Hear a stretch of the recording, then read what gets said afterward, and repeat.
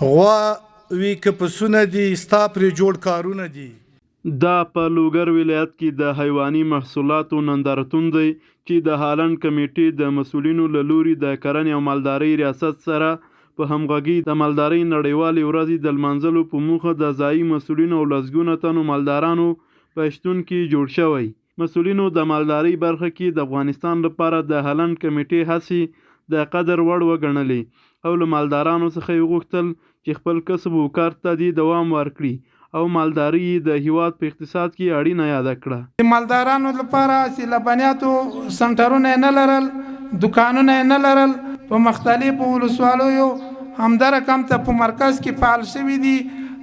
غواګانې یا نور مالداري د تاسو ده، خو تاسو موږ ته دغه په وجه باندې ګراني ګوري دغه اقتصاد په دغه خلکو باندې یو ملک جوړیږي، د اقتصاد په دغه جوړ دا جوړیږي.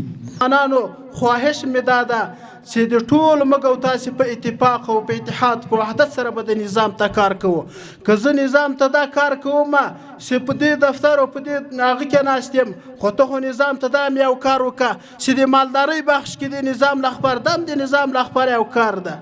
ورته مهال د هالند کمیټې مسؤلینو وویل چې لوګر کې مالدارانو ته د اسانتیاو د رامنځته کولو په موخه د شیدو راټولولو 5 مرکزونه او د حیواناتو لپاره 9 کلینیکونه جوړ کړي دي. بیش از 1,60,000 حیوانات دوای پارازیتی با کیفیت توزیع شد و حمایه 5 مرکز جمهوری شیر است که در ولسوالی محمد آقا، ولسوالی چرخ و مرکز ولایت لوګر.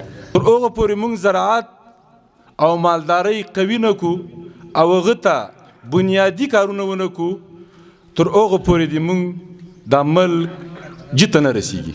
دا ویلو ده چې د پروګرام پای کې ځایي مسؤلینو او مالدارانو د حیواني محصولاتو له نندارتون څخه لیدنه وکړه او پر ګڼو مالدارانو د مالدارۍ وسایل وویشل شول.